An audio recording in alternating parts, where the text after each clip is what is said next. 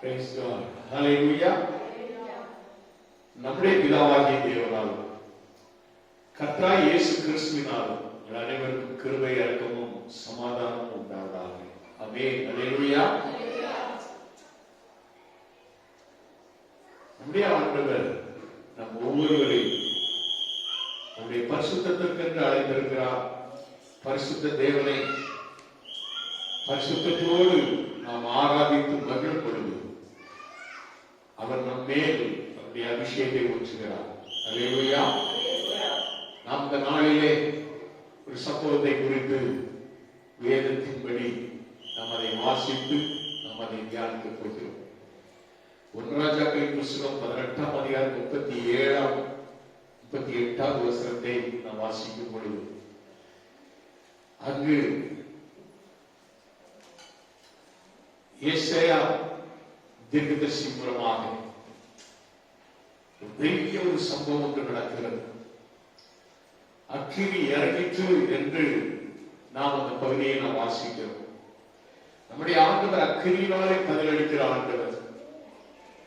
அந்த ஆண்டவரை நோக்கி எலிசா ஜெபித்த பொழுது அக்கினி இறங்கிற்று என்று நாம் பார்க்கிறோம். 1 ராஜாக்கள் 18:37-38 வசனத்திலே வாசிக்கும் பொழுது, கர்த்தாவே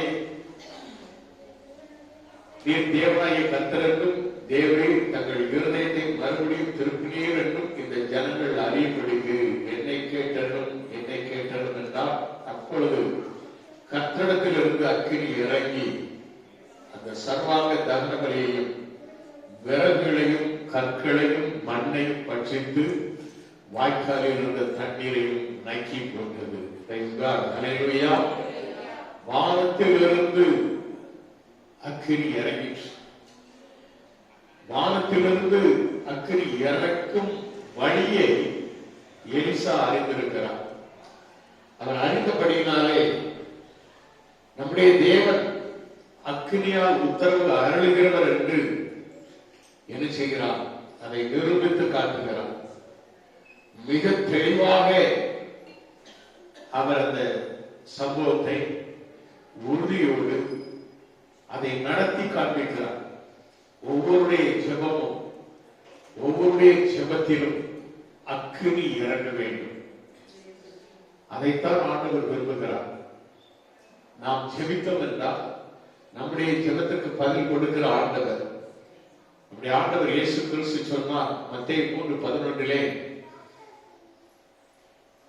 அக்கினினா நான் அக்கினியை போட வந்தேன் என்று சொல்லுகிறார். 3:11 நாம் பார்க்கும் பொழுது, மத்தேயு 3:11 பார்க்கும் பொழுது யோவான் சொல்லுகிறார், நான் மனம் திரும்புவதற்கென்று நான் ஜலத்தினால் உங்களுக்கு ஞானஸ்நானம் கொடுக்கிறேன். எனக்கு பின்வருகிறவர் என்னையும் வல்லவராய் இருக்கிறார். அவருடைய பாதரட்சைகளை சுமக்கிறதுக்கு நான் பாத்திரமல்ல. அவர் பரிசுத்த ஆவியினாலும் அக்கினியினாலும் உங்களுக்கு ஞானஸ்நானம் கொடுப்பார் என்று இயேசு கிறிஸ்துவை குறித்து முன் சாட்சியாக யோவான் ஸ்நானகன் சொல்லுகிறார். லூக்கா 12:49 இயேசு சொல்லுகிறார், நான் பூமியிலே அக்கினி போட வந்தேன் என்று சொல்லுகிறார். லூக்கா 12:49 ஆண்டவர் இயேசு சொன்ன வார்த்தை, பூமியின் மேல் அக்கினியை போட வந்தேன், அது இப்பொழுதே பற்றி எரிய வேண்டும் என்று விரும்புகிறேன் என்று சொல்லுகிறார். Praise the lord. ஹல்லேலூயா. சொன்னபடி அப்போஸ்தலர்களின் புத்தகத்திலே 2ஆம் அதிகாரத்திலே 1-4 வரை நாம் வாசிக்கும் பொழுது, ஜனங்கள் 120 பேர் கூடியிருந்த அந்த மேல் வீட்டு அறையிலே அவர்கள் ஒருமுறைப்பட்டு கூடி ஜெபித்த பொழுது அக்கினி நாவுகளால் பிரிந்த அக்கினி நாவுகளால் ஆப்சோதரம் பரிசுத்த ஆவியானவர் வந்து இறங்கினார் என்று ஆப்சோதரம் 2ஆம் வசனத்தில் நாம் வாசிக்கும் பொழுது, அப்பொழுது பலத்த காற்று அடிக்கிற முழக்கம் போல வானத்திலிருந்து சரியாக ஒரு முழக்கம் உண்டாகி அவர்கள் உட்கார்ந்திருந்த வீடு முழுவதை நிரப்பிட்டு அல்லாமலும் அக்கினிமயமான நாவுகள் போல பிரிந்திருக்கும் நாவுகள் அவர்களுக்கு காணப்பட்டு அவர்கள் ஒவ்வொரு மேல் வந்து அமர்ந்தது என்று சொல்லி நாம் பார்க்கிறோம். அக்கினிமயமான நாவுகள். நாம் ஜெபிக்கும் பொழுது தேவ அக்கினி நம்மேல் இறங்க வேண்டும்.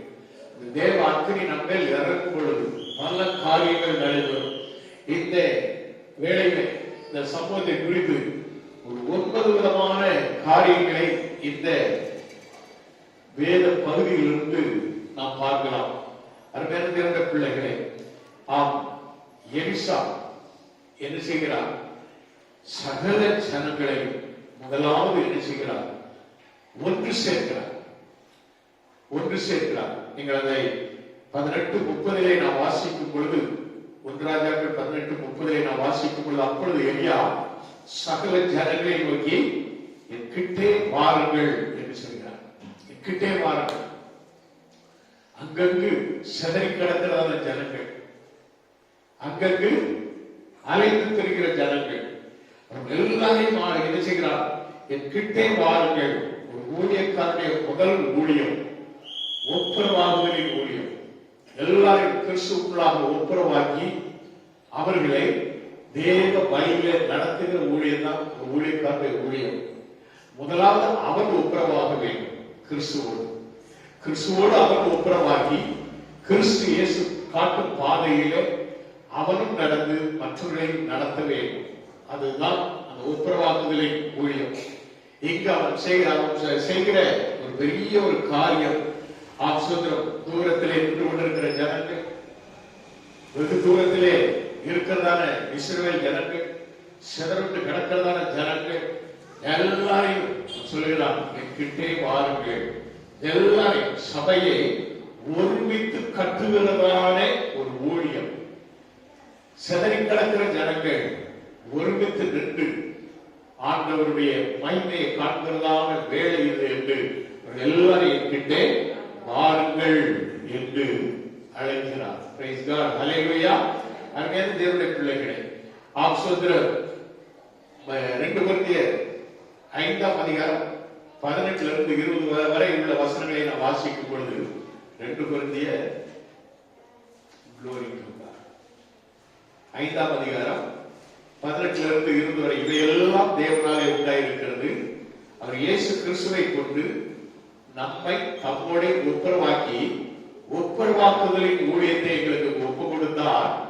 அது என்னவெனில், தேவன் உலகத்தாருடைய பாவங்களை எண்ணாமல் கிறிஸ்துவுக்குள் அவர்களை தமக்கு ஒப்புரவாக்கி ஒப்புரவாக்குதலின் உபதேசத்தை எங்களிடத்தில் ஒப்புவித்தார். ஆனபடியினாலே தேவனானவர் எங்களை கொண்டு புத்தி சொல்லுகிறது போல நாங்கள் கிறிஸ்துவுக்காக ஸ்தானாதிபதிகளாய் இருந்து தேவனுடைய ஒப்புரவாகுங்கள் என்று கிறிஸ்துவின் நிமித்தம் உங்களை வேண்டிக் கொள்ளுகிறோம் என்று சொல்கிறார். பிரைஸ் காட், ஹல்லேலூயா.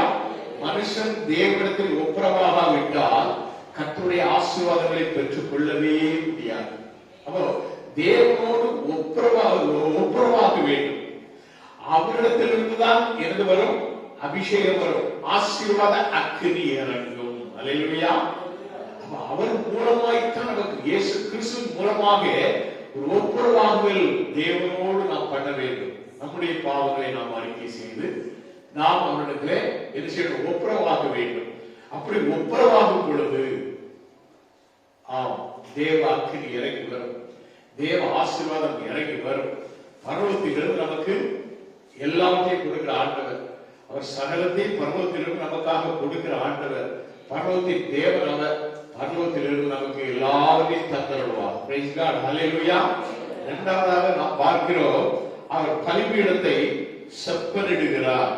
30வது வசனத்தில் நாம் வாசிக்கும் பொழுது, கிட்டே வாருங்கள் என்று சொன்ன அதே எலிசா தகர்க்கப்பட்ட கர்த்தருடைய பலிபீடத்தை அவன் செப்பனிட்டு என்று நாம் பார்க்கிறோம். பலிபீடத்தை செப்பனிடுகிறார். எலியா செய்த 2வது காரியம், தகர்க்கப்பட்டு கிடந்த கர்த்தருடைய பலிபீடம். எசபேல் தீர்க்கதரிசியானவள், எசபேல் என்று சொல்லக்கூடிய ஒரு பொல்லாத பிசாசு அந்த காலத்திலே, அது அந்த ஆகாஷ் ராஜாவுடைய மனைவியாக இருந்து அப்படிப்பட்ட ஒரு பொல்லாத காரியத்தை செய்து பலிபீடத்தை தகர்த்து போட்டது. அப்படி பலிபீடத்தை தகர்ந்து கிடந்த பலிபீடத்தை, அது பரிசுத்தமான தேவ பலிபீடம், அதை செப்பனிடுகிறார். அப்படி கிடந்த பலிபீடத்தை அவன் செப்பனிட்ட பொழுதுதான் சில காரியங்களை பார்க்க முடியும். நம்முடைய உள்ளமாகிய பலிபீடம், நம்முடைய இருதயமாகிய பலிபீடம் அநேக வேளைகளிலே பல காரியங்களினாலே தகர்க்கப்பட்டு நொறுங்கி போய் கிடக்கும். நம்முடைய இருதய பீடம் நொறுங்கிட்டு காணப்படும், உடைந்து காணப்படும்.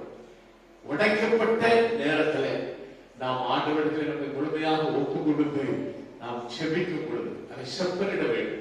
அதை செப்பனிடுதல் என்று சொல்லும் பொழுது நாம் பார்க்கிறோம், வெளிப்படுத்தல் 2:5 நாம் வாசிக்கும் பொழுது, ஆகையால் நீ என்ன நிலையிலிருந்து விழுந்தாய் என்பதை நீ நினைத்து மனம் திரும்பி ஆதியில் செய்த கிரியைகளை செய்வாயாக என்று சொல்லப்பட்டிருக்கிறது. பிரைஸ் காட், ஹல்லேலூயா.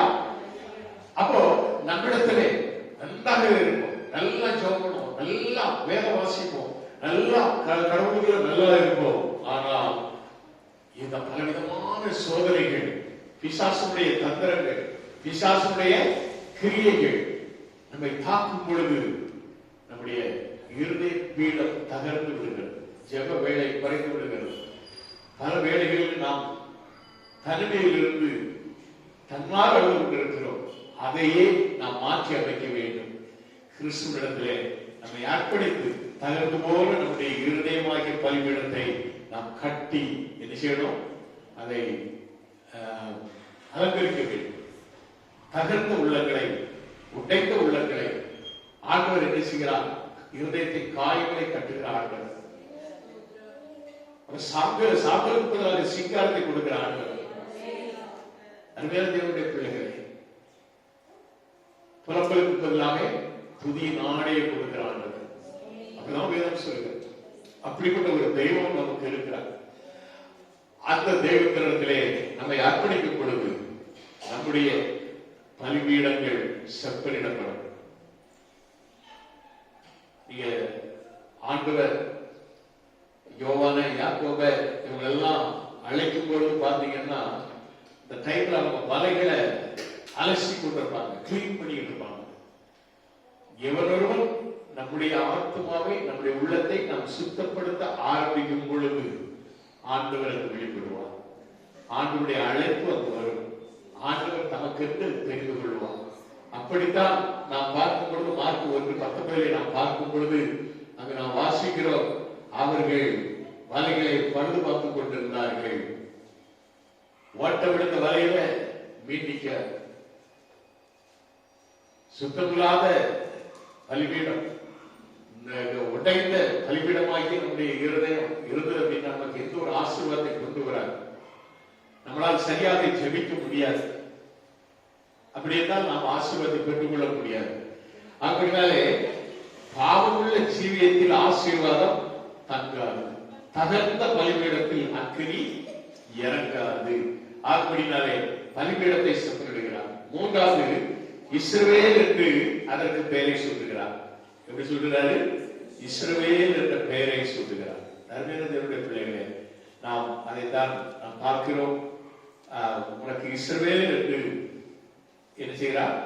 பெயரிடுகிறார். உனக்கு இஸ்ரவேல் என்று பெயர் இருப்பதாக. இஸ்ரவேல் என்றால் தேவ பிரபு என்று அர்த்தம். இஸ்ரவேல் என்றால் தேவ பிரபு என்று அர்த்தம். அவன் மனிதனோடும் தேவனோடும் போராடி வெற்றி பெற்றவன் என்று இஸ்ரவேல் என்றால் அர்த்தம். மனிதனோடும் தேவனோடும் போராடி வெற்றி கொண்டவன். சிலவங்க இஸ்ரவேல் பேர் வச்சிருப்பாங்க. அவங்களுடைய போராட்டம் வெறும் மனுஷனுடைய போராடி இருப்பாங்க. இஸ்ரவேல் பேர் வச்சிருக்க சிலவங்க எல்லாம் என்ன தேவ பிள்ளைகளோடு, தேவ ஊழியர்களோடு போராடி கொண்டிருப்பாங்க. அவங்களுடைய போராட்டம் எல்லாம் இப்படி காணப்படும். ஆனால் இஸ்ரவேல் அது உண்மையான அதனுடைய அர்த்தம் தேவ பிரபு மாத்திரமல்ல, அவர் மனிதனோடும் தேவனோடும் போராடினார். பலவந்தம் பண்ணுகிறவர்களுக்கு தான் பரலோகம். பலவந்தம் பண்ணுகிறவர்களுக்கு தான் பரலோகம். நாம் எவ்வளவாய் பலவந்தம் பண்ணி நாம் ஜெபித்து நாம் இந்த உலகத்தை ஜெயிக்கிறோமோ, மாம்சத்தை மேற்கொள்ளுகிறோமோ, அப்பொழுது பரலோக பாக்கியம் நமக்கு கிடைக்கும். அல்லேலூயா. அதுதான் வேதம் நமக்கு கற்றுக் கொடுக்கிற காரியங்கள். பிரைஸ் காட், ஹல்லேலூயா. பிரியமானவர்களே, அடுத்ததாக கானான் தேசம் இஸ்ரவேல் தேசம் என்று அழைக்கப்படுகிறது. அல்லேலூயா. அப்போ இஸ்ரவேல் என்ற பெயரை இந்த பலிபீடத்திற்கு சூட்டினார். அதாவது எலியா இந்த அக்கினி இறங்குவதற்கு என்னென்ன வழிமுறைகள் உண்டு என்பதை ஆண்டவர் அவனுக்கு தெளிவாக விளக்கி கொடுத்ததுனாலே தேவ ஆலோசனைப்படி இதையெல்லாம் செய்கிறார். அப்ப இஸ்ரவேல் பேர் வச்சா ஆண்டவர் என்ன செய்வாரு? நிச்சயமாக இறங்கி வருவார். இஸ்ரவேல் பேர் வச்சா ஆண்டவர் இறங்கி வருவார் என்று நன்றாக தெரியும். அப்ப நம்ம ஒவ்வொருடைய பெயர்களையுமே சில ஆசீர்வாதங்கள் உண்டு, சில அற்புதங்கள் உண்டு. அந்த பெயர்னாலே சில நமக்கு இருந்து அந்த பெயருடைய அர்த்தங்கள், ஒவ்வொரு பேருக்கும் ஒரு அர்த்தம் உண்டு. வேதத்தில் உள்ள ஒவ்வொரு பெயருக்கும் ஒரு அர்த்தம் உண்டு. அப்ப அந்த பெயர்களை நாம் நமக்கு ஆண்டவர் நமக்கு சூட்டி நம்மை அழைக்கும் பொழுது ஆண்டவர் நிச்சயமாக நம்மோடு கூட வருவார். அல்லேலூயா. அப்ப பலிபீடத்தை செப்பனிட்டார். முதல்ல ஜனங்களை ஒப்புரவாக்கினார். இரண்டாவது பலிபீடத்தை செப்பனிட்டார். மூன்றாவதாக இஸ்ரவேல் என்று பெயர் சொல்கிறார். அல்லேலூயா. ஆப்சோத்திரம் இஸ்ரவேல் என்ற பெயர் சூட்டப்பட்ட பிறகு ஆண்டவர் அந்த பெயரை கேட்டு தங்களை ஆசீர்வதிப்பார் என்று நிச்சயமாக எலியா ஒரு விசுவாசத்துக்குள்ளாக கடந்து வருகிறார். மாத்திரமல்ல 12 கற்கள், நான்காவதாக என்ன செய்கிறார்? 12 கற்களாலே பலிபீடத்தை கட்டுகிறார். அல்லேலூயா. அதை நாம் பார்க்கிறோம். அதில் நாம் அந்த வேதத்திலே நாம் பார்க்கும் பொழுது அதில் என்ன செய்கிறார்? கர்த்தருடைய வார்த்தையை பெற்ற யாக்கோபுடைய குமாரரான கோத்திரங்களுடைய இலக்கத்தின்படியே 12 கற்களை எடுத்து 12 கற்கள். அந்த யாக்கோபுடைய கோத்திரம், அந்த கோத்திரத்தின்படி 12 கோத்திரங்களுக்கு ஒரு 12 கல்கள், ஒவ்வொரு கோத்திரத்துக்கும் ஒரு கல் விதமாக 12 கல்கள். எலிசாவுடைய காலத்திலே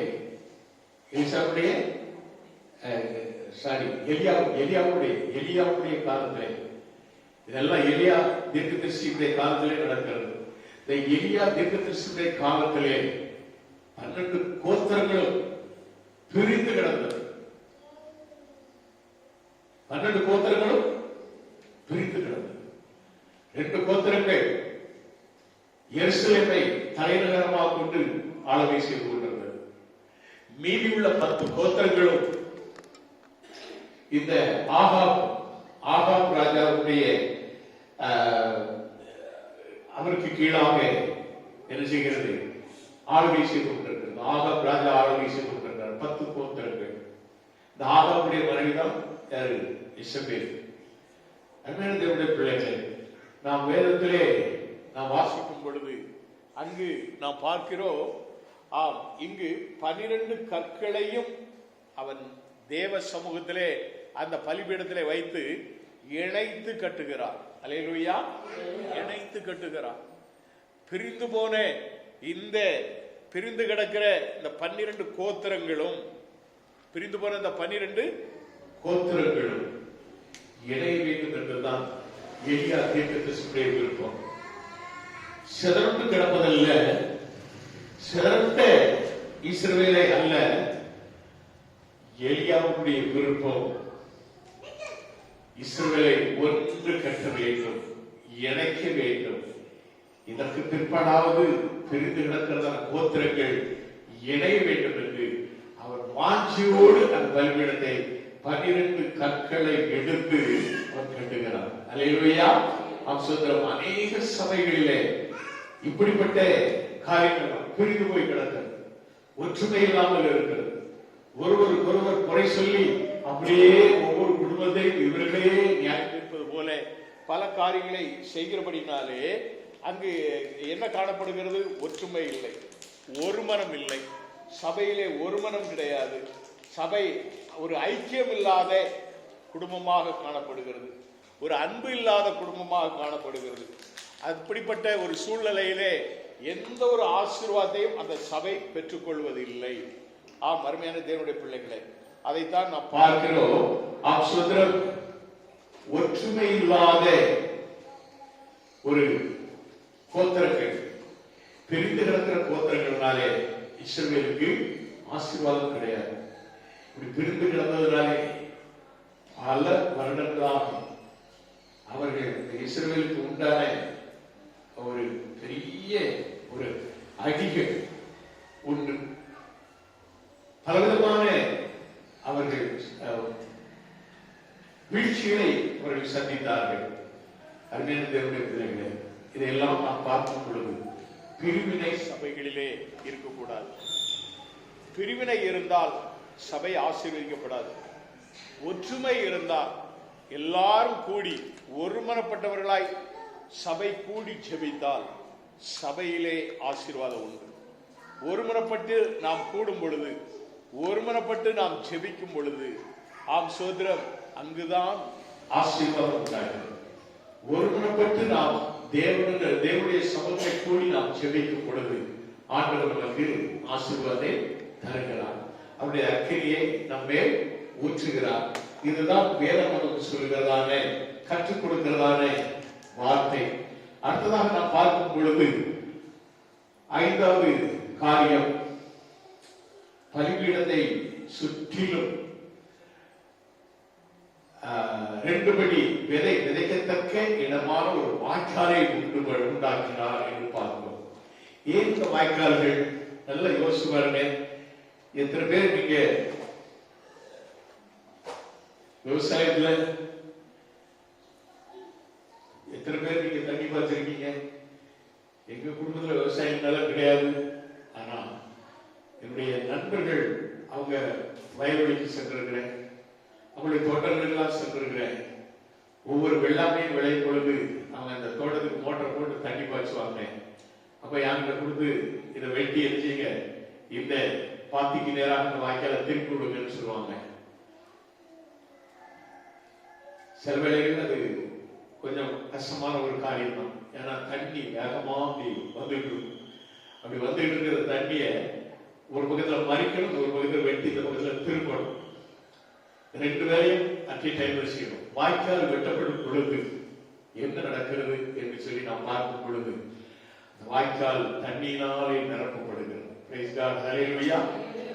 நீங்க இந்த வாய்க்கால் வெட்டல அப்படின்னா தண்ணி பூரா எங்கெல்லாமோ அப்படி விரிஞ்சு போயிடும். குறிப்பிட்ட ஒரு இடத்துக்கு போக நம்முடைய வாழ்க்கையில் நாம் வாய்க்காலை வெட்ட வேண்டும்.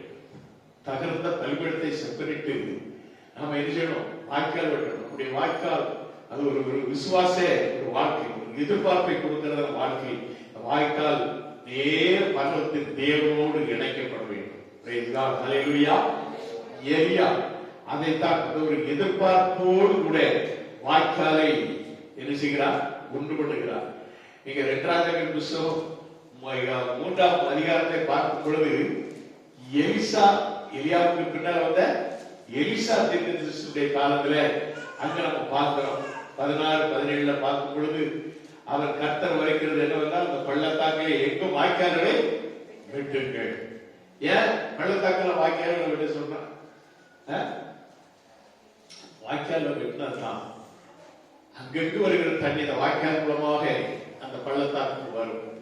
அதனாலதான் பள்ளத்தாக்கிலே வாய்க்கால்களை வெட்டுங்க அப்படின்னு சொன்னான். நீங்கள் காற்றையும் காண மாட்டீர்கள், மழையும் காண மாட்டீர்கள், ஆனாலும் நீங்கள் உங்கள் ஆடு மாடுகள் உங்கள் மிருக ஜீவன்கள் குடிக்கும்படி இந்த பள்ளத்தாக்கு தண்ணீரால் நிரப்பப்படும் என்று கர்த்தர் சொல்லுகிறார் என்று சொல்லுகிறார்.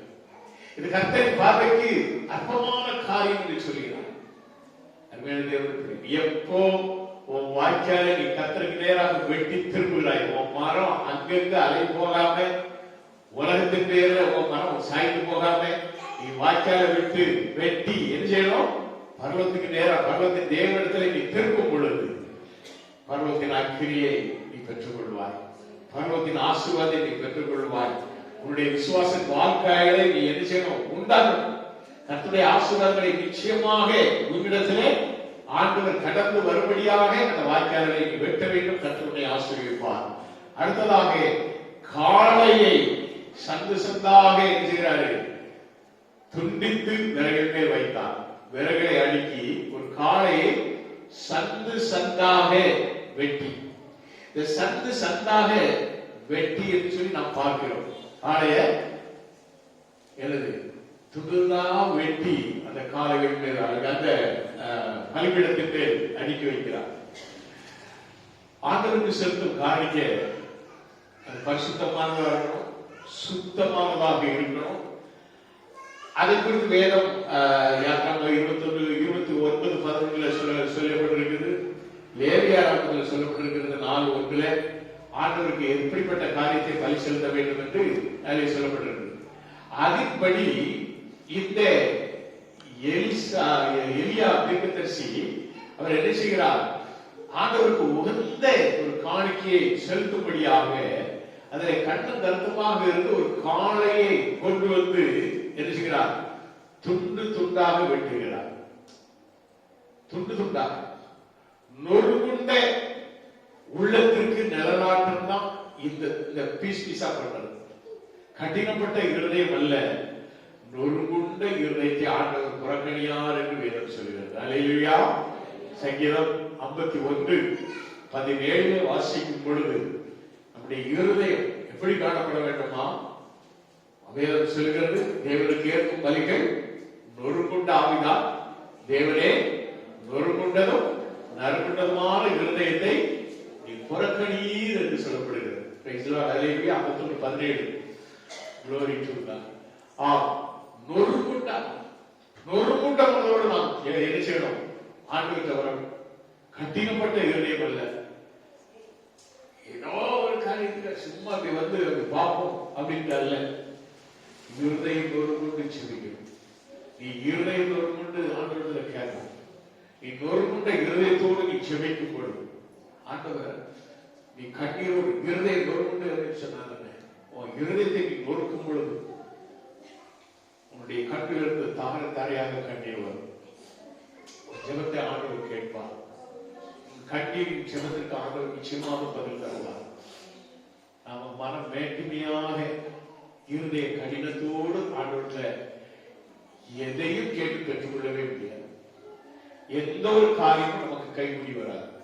அப்ப நொறுங்குண்ட பலிகள், அதான் வேதம் சொல்கிறது, தேவனுக்கு ஏற்கும் பலிகள் நொறுங்குண்ட ஆவிதான். தேவனே, நொறுங்குண்டதும் நறுங்குண்டதுமான இருதயத்திலே புறக்கணீர் என்று சங்கீதக்காரன் சொல்கிறார். 51ஆம் சங்கீதம் தாவீதுடைய பாவ அறிக்கையின் சங்கீதம்.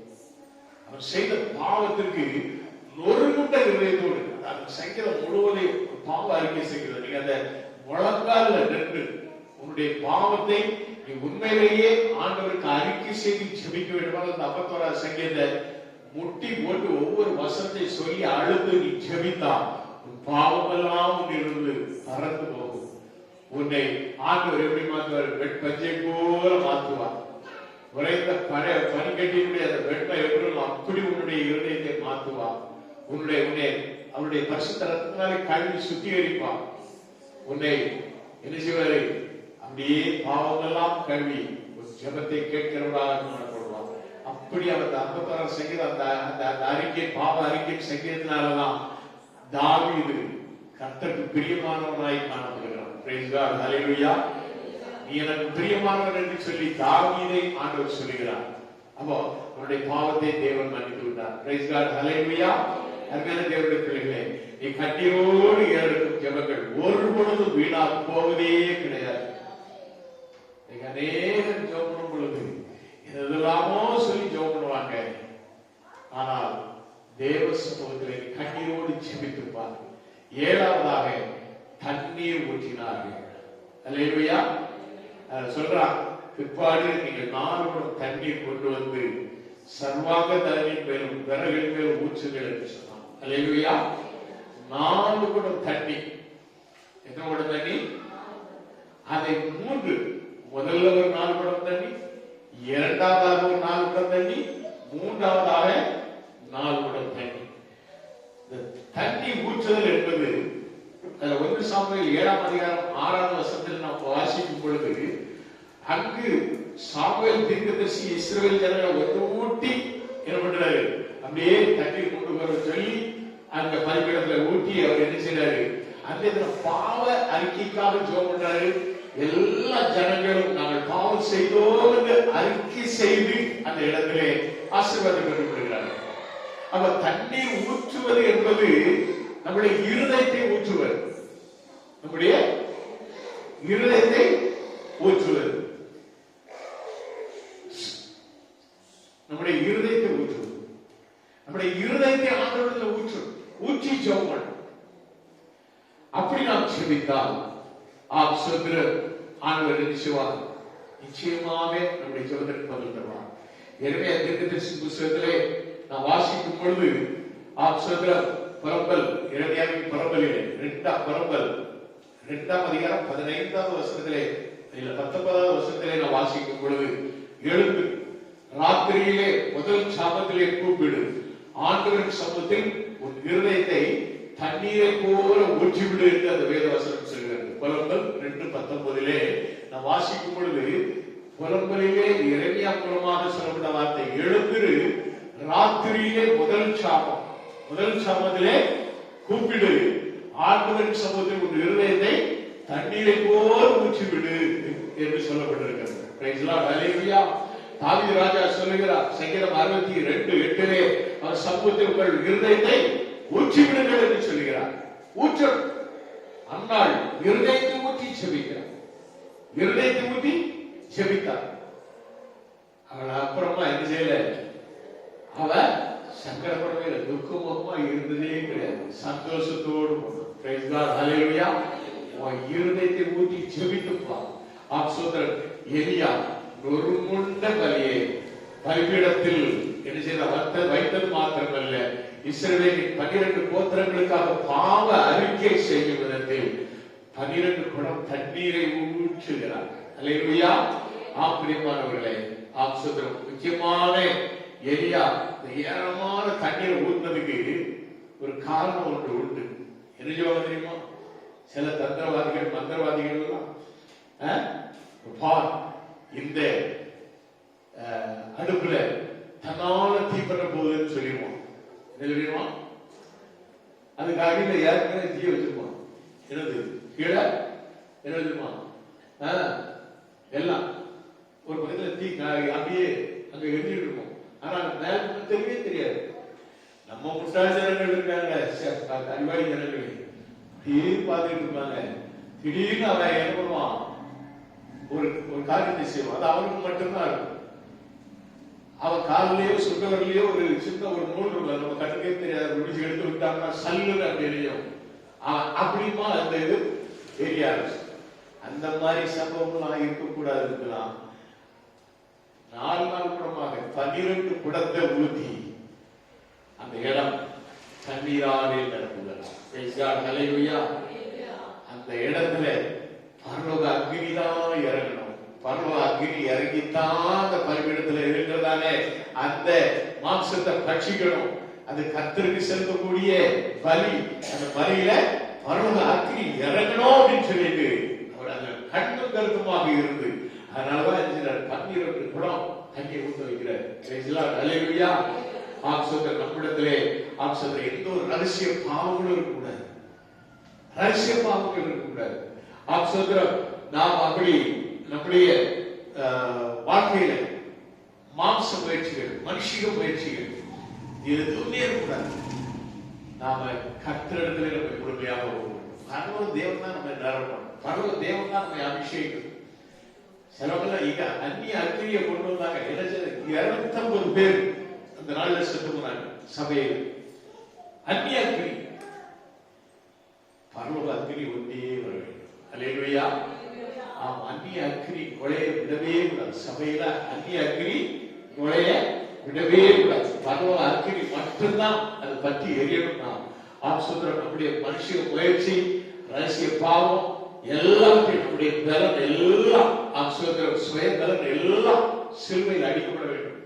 மாம்சத்தை சிலுவையில் அறைய வேண்டும். நீ ஒவ்வொரு நாள் உன் ஜெபத்துல, ஆண்டவரே என்னுடைய மாம்சத்தை சிலுவையில் அறைகிறேன். மாம்ச இச்சைகளோ எண்ணங்களோ கிரிகளோ வெளிப்படாதபடி என்னுடைய சிலுவையிலே என்ன செய்யும்? என்னுடைய மாம்சத்தை சிலுவையில் அறைந்து விடும் ஆண்டவரே என்று ஜெபித்து பாருங்க. உங்களுக்கு மாம்ச எண்ணங்கள், கிரிகள், இச்சைகள், சடார்ந்து வரக்கூடிய கோபங்கள் எல்லாமே அடங்கி போகும். பயங்கரமான கோபங்கள் உருவாக்கக்கூடிய எத்தனையோ சூழ்நிலைகள் வரும். அத்தனை கோபங்களையும் அடக்கி ஆளுவதுதான் நாம மாம்சத்தை சிலுவையில் அறைவது. அடுத்ததாக நாம் பார்க்கும் பொழுது குறிப்பிட்ட ஒரு வேலைக்காக காத்திருக்கிறார். எப்படி அதுல நம்ம பார்க்கிறோம். 36வது வசனத்திலே நாம் வாசிக்கிறோம், அந்தி பலி செலுத்தும் நேரத்திலே. அல்லேலூயா. அந்த குறிப்பிட்ட நேரத்திற்காக எலியா காத்திருக்கிறார். அந்த நேரம் அது மத்தியானம் 3 மணியிலிருந்து 5 மணி உள்ள நேரம் தான் அந்த அந்தி பலி செலுத்துகிறதான வேலை, மத்தியான வேலை. அதற்கு முன்பதாக அவன் அங்கு ஏற்கனவே 2 காலையை பிடிச்சு வந்து ஒரு காலையை நீங்களே செலக்ட் பண்ணி நீங்களே பலியிடணும்னு சொல்லி ஒரு பகுதியில் விட்டுட்டான். அங்க அவங்க தையா தக்கா குய்யா முறையான்னு அவங்க எல்லாமே ஆயில் பார்த்து எல்லாம் பிடிச்சி களைச்சு போய் சோறு பிடிச்சி உட்கார்ந்தாங்க. எல்லாம் பலமும் போச்சு, எல்லாம் போச்சு, ஒண்ணு வரல. அதுக்கு பிறகுமா எலியா அக்கினியினால் படித்து பதிலளிக்கும் தேவனே தேவன் என்று அவர்களுக்கு சொன்ன அந்த வார்த்தையை நிரூபிக்கும்படியாக என்ன செய்கிறார்? அதை நிரூபிக்கிறார். நிரூபித்து காட்டும்படியாக அந்த வேலைக்காக காத்திருக்கிறார். அல்லேலூயா. நான் பார்க்கிறோம், யோகம் 2ஆம் அதிகாரம் 4வது வசனத்துல வாசிக்கும் பொழுது மரியாதையிடத்துல வந்து கேட்பாங்க, அம்மா ரசம் குறைவு போச்சு. அவரு எந்த அம்மா இருக்கிறோம் அவர்கிட்ட அவர் சொல்லுகிறபடி செய்யுங்க அப்படின்றதான் அந்த அம்மா சொல்லுவோம். அந்த அம்மா அவர் கிடையாது.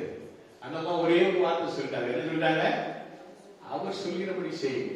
அது மட்டும் இல்ல, அவரை பார்த்து அப்படி டைரக்டா அப்படி ஒரு வார்த்தை அப்படி போட்டு பார்த்தது. அவர் சொன்ன பதில், என் வேலை இன்னும் வரவில்லை. அல்லேலூயா. வேலை, ஒரு குறிப்பிட்ட வேலை, அந்த வேலைக்கு நீ காத்திருக்கணும். இந்த அந்தி பலி செலுத்தும் நேரம் வரைக்கும் இந்த எலியா தீர்க்கதரிசி காத்திருந்தார். இந்த அந்தி பலி செலுத்தும் வேலையில் தான் இஸ்ரவேல் உள்ள எங்கும் உள்ளவர்கள் அந்த நாளிலே என்ன செய்வாங்க? பலியிடுவார், அந்தி பலி. அப்ப அதே நேரத்தில் எல்லாரும் ஜெபிக்கிற ஒரு வேலை சில நேரத்தில் வரும். எல்லாருமே ஜெபிப்பாங்க, எல்லாரும் வாசிக்கிறது ஜெபம் பண்ணுவாங்க. வாசிக்கிற சில சபையில மார்னிங் நடக்கும், சில சபையில ஈவினிங் நடக்கும், சில சபையில மார்னிங் ஈவினிங் 2 வேளையும் நடக்கும். அப்ப அந்த வேலை அதுதான் ஆண்டவரும் பரலோகத்தின் தேவன் எல்லாருடைய ஜெபத்தை கேட்கிறவர், நம்முடைய ஜெபத்தையும் கேட்பார். Praise God. ஹல்லேலூயா. அந்த வேலைக்காக காத்திருந்தார். அந்தி பலி செலுத்தும் நேரம் அதுதான் எலியா என்ன செய்கிறார்? அந்த வேலைக்காக காத்திருந்து அந்த வேளையிலே, அந்த பலி செலுத்தும் வேளையிலே அவர் ஜெபிக்க ஆரம்பிக்கிறார். அடுத்த நம்ம பார்க்கிறோம், அவருடைய ஜெபத்தை பார்க்கிறோம். 37வது வசனத்திலே அவர் ஜெபிக்கிற ஜெபத்தை பார்க்கிறோம். ஜெபிக்கிறார், கர்த்தாவே நீர் தேவனாகிய கர்த்தர் என்றும் தேவரீர் தங்கள் இருதயத்தை மறுபடியும் திருப்பினீர் என்றும் இந்த ஜனங்கள் அறியப்படுகு. அல்லேலூயா. அப்போ இந்த இடத்துல அவர் ஜெபம் பண்ணும்போது அவர் சொல்றாரு, முதல்ல ஆண்டவரை புகழ்ந்து போற்றுகிறார். ஆண்டவரை இந்த 3 காரியத்தை இதில் பார்க்கலாம். ஒன்று, அவர் கர்த்தரை அழைக்கிறதான ஒரு வார்த்தை. என்ன சொல்றாரு? கர்த்தாவே நீர் தேவனாய் கர்த்தர் என்றும் தேவரீர் தங்கள் இருதயத்தை மறுபடியும் திருப்பினீர் என்றும் இந்த ஜனங்கள் அறியும்படி. ஆண்டவரை என்ன செய்கிறார்? அழைத்து ஜெபிக்கிறார். அடுத்ததாக நாம் பார்க்கும் பொழுது, இந்த ஜனங்கள் அறியும்படிக்கு என்னை கேட்டலும் என்னை இல்ல, 36வது வசனத்தோட வாசிக்கணும். ஆபிரகாமுக்கும் ஈசாக்கும் யாக்கோபுக்கும் தேவனாய் கர்த்தாவே இஸ்ரவேலிலே நீ தேவன் என்றும் நான் உம்முடைய ஊழியக்காரன். 2வது என்ன சொல்கிறார்? நான் உம்முடைய ஊழியக்காரன். கர்த்தருக்கும் எலியாவுக்கும் உள்ள தொடர்பு என்ன? அவருடைய ஊழியக்காரன். அந்த தொடர்பை அவர் என்ன செய்யறாரு? தெரிவிக்கிறார். அப்போ நாம நம்முடைய ஜெபத்துல, ஆண்டவரே நான் உம்முடைய பிள்ளை, உம்மாலே அழைக்கப்பட்ட தெரிந்து கொள்ளப்பட்ட பிள்ளை, என் ஜெபத்தை கேளும் ஆண்டவரே, என்னை கேட்டார். அதை யோசிச்சு பாருங்க. எலியாவுடைய ஜெபம் சுருக்கமான ஜெபம். யாக்கோபு 5:17 இருக்குன்னு நினைக்கிறேன். அதுல நீங்க வாசி பாத்தீங்கன்னா அங்க நம்ம பார்க்கிறோம், எலியாவுடைய அந்த ஜெபத்தை குறித்து அப்போஸ்தலனாகிய யாக்கோபு சொல்கிறார், கருத்தாய் ஜெபம் பண்ணினான். Praise God, hallelujah. கருத்தாய் ஜெபம் பண்ணினான். அவருடைய ஜெபம் கருத்தாய் காணப்பட்டது. அவர் சொல்றார், மூன்றாவது நம்ம முதலாவது அவர் கர்த்தரை அழைக்கும் போது, இரண்டாவது கர்த்தருக்கு தனக்கு உள்ள தொடர்பு, மூன்றாவது கர்த்தர் ஜெபிக்க வேண்டிய கர்த்தர் ஜெபத்தை கேட்க வேண்டிய அவசியம் என்ன அப்படிங்கறது சொல்றாரு. அவர் என்ன சொல்றாரு, நான் உடைய ஊழியக்காரன் என்றும் நான் இந்த காரியங்கள் எல்லாம் உங்களுடைய வார்த்தைப்படி செய்தேன் என்று இன்றைக்கு விளக்கப்படும். உம்முடைய வார்த்தைப்படி நீர் தான் சொன்னீர், தகர்ந்த பலிபீடத்தை செப்பரிடு சொன்ன செப்பரிடு 12 கற்களை எடுத்து நீ அதை கட்டும் சொல்லி கேட்டுட்டேன். காலையை சந்தா துண்டித்து அதை வையின்னு சொன்ன 4 குடம் தண்ணி வீதம் 3 தடவை ஊத்துன்னு சொல்லி ஊதியாச்சு. இப்பொழுது ஜெபத்தை கேளு. Praise God, hallelujah. கர்த்தான ஜெபம். Praise God, hallelujah. கர்த்தாய் ஜெபம் பண்ணா 3.5 வருஷம் மழை பெய்யாம நின்று போச்சு. அடுத்தாப்புல ஜெபம் பண்ணா அடுத்தாப்புல மழை வானம் திறக்கப்பட்டு மழை பெய்தது. Praise God, hallelujah. அதுதான் அந்த யாக்கோபு அந்த 5:17 நாம் அதை வாசிக்கும் பொழுது நாம் பார்க்கிறோம், எலியா எப்பவுமே நம்மை போல பாடுள்ள மனுஷராக. அவர் சொல்றாரு, நம்மை போல பாடுள்ள மனுஷன் தான் எலியா. ஆனா அவருடைய ஜெபம் எப்படி கேட்கப்படுகிறது? மழை பெய்யாதபடிக்கு கருத்தாய் ஜெபம் பண்ணினான். அப்பொழுது 3 வருஷமும் 6 மாதமும் பூமியின் மேல் மழை பெய்யவில்லை. மறுபடியும் ஜெபம் பண்ணினான். அப்பொழுது வானம் மழையை பொழிந்தது, பூமி தன் பலனை தந்தது. Glory to God. எத்தனை பேர் விசுவாசிக்கிறீங்க? ஜெபத்தை கர்த்தர் கேட்க நான் எத்தனையோ முறை சொல்லி இருக்கிறேன். இப்போ நடந்த இந்த கட்டுமான பணிகள் கூட ஒரு முறை மட்டும்தான் நான் அந்த இதுக்கு தண்ணி போட்டேன். எது ஸ்ப்ரே அடிச்சு, மற்றதெல்லாம் ஆண்டு வானத்தின் அந்த பலகடிகளை திறந்து மழையை வருஷம் பண்ணி அவரே கியூரிங் பண்ணார். அல்லேலூயா. கீழே உள்ள பில்டிங் ஆகட்டும், மேல உள்ள பில்டிங் ஆகட்டும், எதுவுமே நான் எழுதல, நான் பிரயாசப்படவே இல்லை. மழை பெய்யாதபடி ஜெபம் பண்ணேன். ஆண்டவர் மழை பெய்யாதபடி வேலை நடக்குற காலங்கள்லாம் பாதுகாத்தாரு. மழை பெய்யட்டும்னு சொன்னேன். ஏன்னா என்னால எழுத முடியாது, ஒவ்வொரு நாளும் தண்ணி ஊத்திட்டு இருக்குது. ஆண்டவரே அந்த நேரத்தில் நான் உங்களுக்கு தருகிறேன், நீரே பண்ணணும் அப்படின்னு அவர் பண்ண ஆரம்பிச்சார். Praise God, hallelujah. கர்த்தர் நல்லவர், நம்முடைய ஜெபத்தை கேட்கிறவர், நம்முடைய விண்ணப்பங்களுக்கு பதில் கொடுக்கிறவர். விசுவாசத்தோடு நீ ஜெபிக்கும் பொழுது நிச்சயமாக ஆண்டவர் பதில் தருவார். உன்னுடைய ஜெபம் நாம பார்க்கிறோம், கருத்தான ஜெபம். நம்ம பார்க்கிறோம், வேதத்தை நம்ம பார்க்கும் பொழுது யாபேசுடைய ஜெபம் அது பார்க்கிறோம், கருத்தான ஜெபம். தேவரீ என்னுடைய எல்லையை விரிவாக்கிட்டார், கேட்டான். என்னை ஆசீர்வதி எல்லையை விரிவாக்கிட்டார். நெருக்கத்தில் இருக்க ஆண்டவர் ஜெபத்தை கேட்டார். ஒரு சுருக்கமான ஜெபம் தான். அடுத்தது நம்ம பார்க்கிறோம், நம்ம 5:17 நம்ம பார்க்கிறோம்.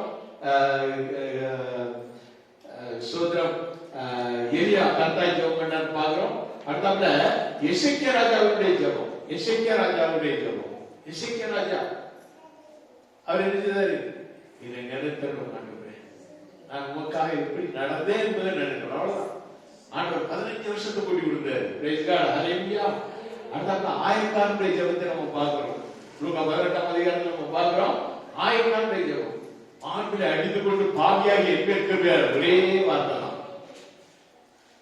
சபையில நான் முன்னெல்லாம் உங்களை என்ன செய்வேன், அப்படியே காணிக்கு முடிஞ்ச உடனே ஒரு ஜெபம், ஆராதனைக்கு ஒவ்வொரு இடத்துல ஒரு ஜெபம் பண்ண விடுவேன். ஜெபம் பண்ண விட்டு அப்படியே டைப்பை பார்த்தோம்னா கிட்டத்தட்ட பாதி நேரம் அதுல போயிடும். ஒருத்தர் ஜெபம் பண்றது. சிலவங்க வெளிப்படுத்தல ஆதியாம வர வசதி சொல்லி வருவாங்க, இல்ல ஆதியாமத்திலிருந்து வெளிப்படுத்தல் வேற போயிடுவாங்க. ஜெபம் பண்ண வேண்டியது என்ன? சபையுடைய ஆராதனைக்காக ஜெபம் பண்ணுங்க.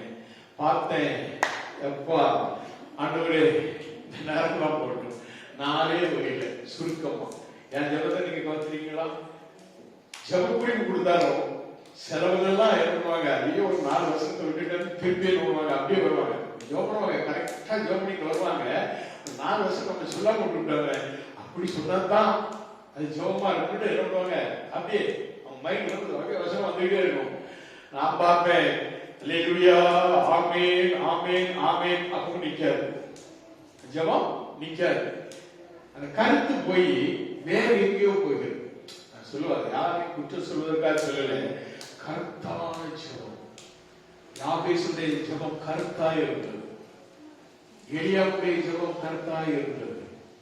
ஆயக்கானுடைய ஜெபம் கருத்தாய் இருந்தது. பாவியாகி எங்கள் கிருபையாயிரும். அவன் தான் நீதிமானாக்கப்பட்டவனாய் சென்றான். நல்லா புரிஞ்சுக்கோங்க. ஜெபம் பண்ணு வேண்டாம் சொல்ல, தனிப்பட்ட ஜெபங்களுக்கு எவ்வளவு நேரம் ஜெபம் பண்ணு. ஆனால் சில வேளைகளிலே கருத்தான ஜெபம், சில வேளைகளில் உடைய ஜெபம் வந்து கருத்தாய் ஜெபம். நீ ஏதாவது ஒரு காரியத்தை கேட்டு ஜெபம் பண்ணா கருத்தாய் ஜெபம் பண்ணு. ஆசோதரன் சிலுவையில் அறையப்பட்ட கடனை பாருங்க. அவன் என்ன சொன்னா, உடைய ராஜ்யத்தில் வரும்பொழுது என்னை நினைக்கிறோம், அடியே நினைக்கிறோம். ஒரு அழிவை சொல்லுவோமா? சாவம் கிடக்கிற கல்ல, இயேசுவோடு சிலுவையில் அரைக்கப்பட்ட கல்ல ஒரு சுருக்கமான ஒரு வேண்டுதல். பிரைஸ் தி லார்ட், ஹல்லேலூயா. இன்னும் பார்த்தோம்னா சேவாக்குடைய ஜெபம், அவனும் ஒரு சுருக்கமான ஜெபம். அப்போஸ்தலர் 7:60 நம்ம வாசிக்கும் பொழுது அவனுடைய ஜெபம், இவர்களை என்ன செய்யும்? மன்னித்தது. இவர்களை தன்னை கல்லெறிந்து கொல்லும் பொழுது சேவாக்குடைய ஜெபம் அப்படிப்பட்டதாய் காணப்பட்டது. அருமையான தேவனுடைய பிள்ளைகளே, உங்களுடைய வாழ்க்கையில் உங்களுடைய ஜெபம் கருத்தாய் இருக்க வேண்டும். அல்லேலூயா. ஆசோதரன், நீங்க வேதத்தின்படி உங்களுடைய ஜெபம் கருத்தாய் இருந்தால் கர்த்தரிடத்திலிருந்து அக்கினி இறங்குவார். அல்லேலூயா.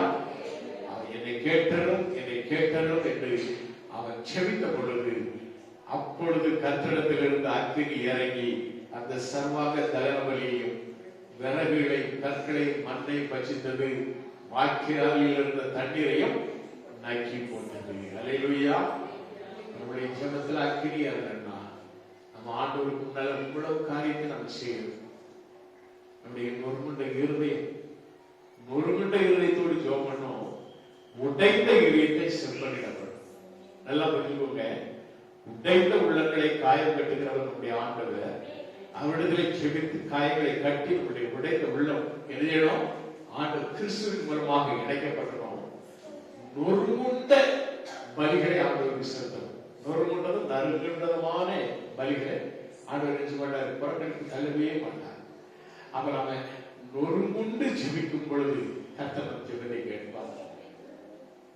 அல்லேலூயா. பாவங்களால் தகர்த்து போயிருக்கிற பலிபீடம் கட்டப்பட வேண்டும். இதெல்லாம் நாம் செய்து ஆண்டவருடைய கருத்தாய் நாம் ஜெபித்தால் அக்கினி இறங்கும், ஆசீர்வாதம் இறங்கும். ஆம் சுதந்திரம் ஆண்டவருக்கு நாம் செலுத்தக்கூடிய அந்த பலியின் ஜெபத்தை கர்த்தர் கேட்பார். பெரிய ஒரு விடுதலையை தருவார். Price God, hallelujah.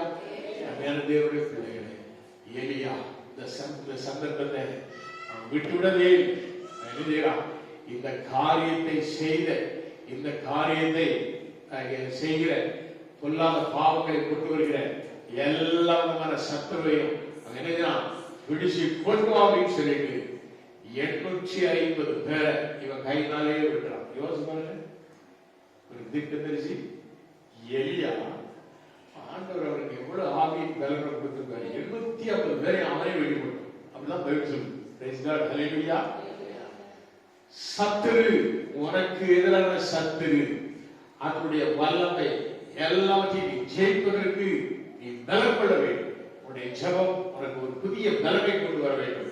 அந்த பலத்தோடு நீ போராடி நீ ஜெபிக்கும் பொழுது உன்னுடைய சத்துருக்கள் எல்லாரும் நீ நினைச்சுவாய், நொறுக்கி போடுவாய். ஹல்லேலூயா. ஆம் சோதரர், அருமையான தேவனுடைய பிள்ளைகளே, வேதம் அப்படித்தான் சொல்லுகிறது.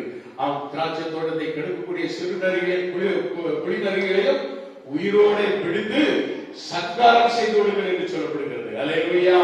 அருமையான தேவனுடைய பிள்ளைகளே, தேவனுக்கு பிரியமில்லாத எல்லா காரியங்களையும் தடமலோடு உபவாசத்தோடு உன்னை விட்டு அகற்றும் பொழுது ஆசோதரர் கர்த்தரும் ஜெபத்தை கேட்பார். உன்னுடைய விண்ணப்பங்களுக்கு பதில் கொடுப்பார். நீ கண்ணீரோடு நொறுங்குண்ட இருதயத்தோடு நீ ஜெபிக்கும் பொழுது கர்த்தர் உன்னை ஒரு அக்கினியான ஒரு நாவுகளை பிரிந்த நாவுகள் போல அந்த வல்லமை, அது ஒரு அபிஷேகம் இறங்கும். அக்கினி உன்னை இறங்கும். அக்கினி ரதத்திலே உன்னை கொண்டு போக ஆண்டவர் எப்பொழுதும் ஆயுதமாய் இருப்பார். பிரைஸ் காட், ஹல்லேலூயா. அக்கினி ரதத்திலே எலியா ஏறி போனார் என்று நாம் வேதத்திலே பார்க்கிறோம். அதே போல அவருடைய ஜெபத்திலே அக்கினி இறங்கிற்று. ஒவ்வொரு பிள்ளையுடைய ஜெபமும் பரலோகத்திலிருந்து அக்கினியை இறக்க வேண்டும். ஹல்லேலூயா. பரலோகத்திலிருந்து ஆசீர்வாதங்களை கொண்டு வர வேண்டும். ஜெபத்தாலே ஒரு குடும்பம் ஆசீர்வாதத்தை கொண்டு வருகிறதா காணப்படும். ஆம் சுதந்திர கர்த்தர் உங்களையும் உங்களுடைய ஜெபத்தையும் உங்களுடைய குடும்ப வாழ்க்கையை கர்த்தர் ஆசீர்வதிப்பாராக. அவருக்கே மகிமை உண்டாகும். ஆமென். அல்லேலூயா. God bless you.